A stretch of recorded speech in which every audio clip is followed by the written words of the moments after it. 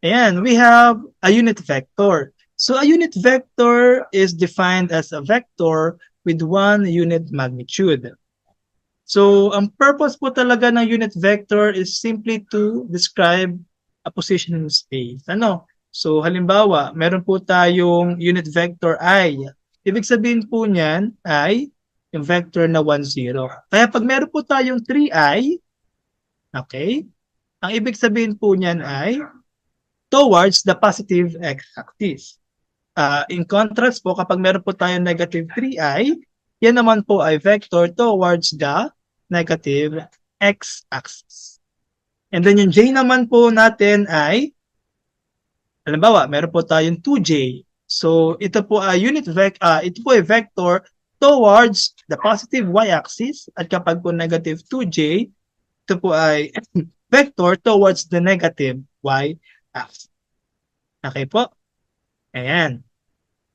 And ang kagandahan po ng ating unit vectors, we can represent any vector, okay, using those unit vectors. So ito po yun. Ano?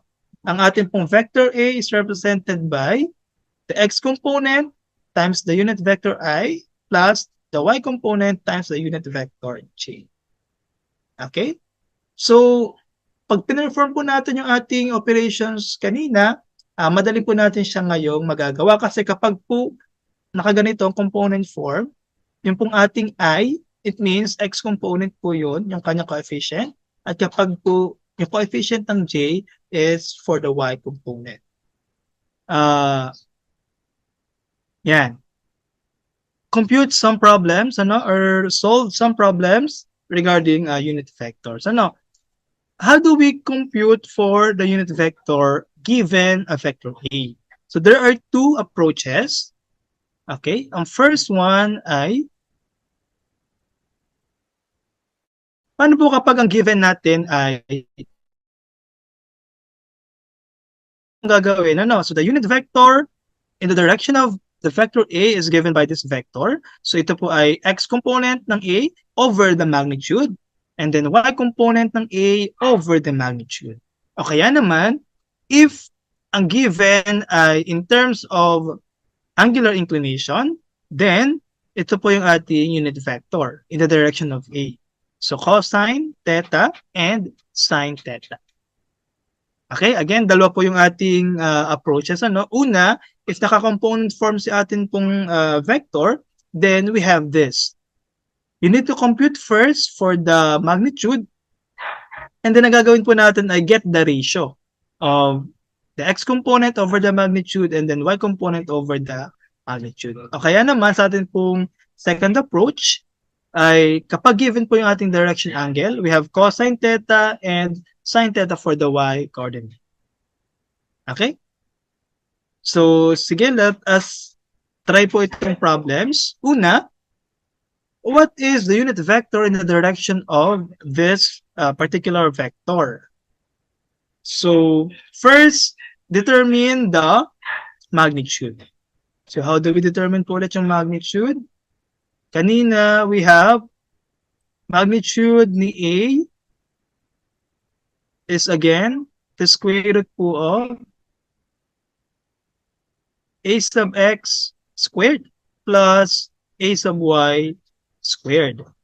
And then, pag pinalagin po natin yung ating components, we have negative 3 squared plus negative 4 squared. And then, we have negative 3 squared is 9 and negative 4 squared is 16. So we get square root of 25 and we get 5. So nakuha na po natin yung magnitude ng A, which is 5 units. And then how do we determine po yung ating unit vector? So tingnan nga po natin yung attempt ng ating pong participants. So negative 3 over 5, negative 4 over 5. That is correct. Thank you po, Sir Just Dado. So we have this. So yung ating unit vector in the direction of A is given by the vector negative 3 over yung magnitude po natin na na-compute, which is 5. And then for the y component, yung y component po ng ating given vector over yung ating pong magnitude, which is Alright? So yan po yung ating unit vector. So bakit po siya tinawag na unit vector? If we want to determine the magnitude of this, you will come up with a magnitude of 1. Okay po? Ayan. So let's try number 2. How about if given po tayo na angular inclination or direction angle? So we have for the unit vector in the direction of theta equals negative pi over 3, we have this one. So cosine ng negative pi over 3. And then we have sine ng negative pi over 3. So ano po ba yung values ng atin pong cosine negative pi over 3 at sine negative pi over 3? Take note po, kaya po negative yung ating angle kasi kinuha po siya with respect sa positive axis and yun po ay in the clockwise direction. So ano po yung ating values? We have cosine ng negative pi over 3. Ang atin pong sagot ay positive. Sige po, merong attempt. Ayan, correct. Positive 0.5. And then yung isa po ay, how about for the y component? Negative square root of 3 over 2. Okay? Or kung gusto po natin ay, itry po natin siya i-convert sa atin pong real number. Ano? So ano po yung attempt? We have negative 0.866. Zero po ba yung ano? Yung negative square root of 3 and then divided by 2. Ayan. Okay. Zero po yung 10,000 place.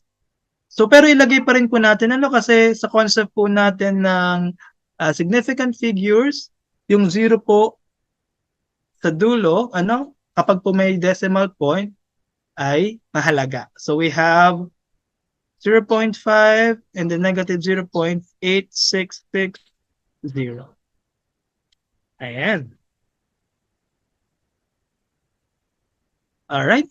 So yan po yung ating unit vector. Ano po? In terms of the direction theta.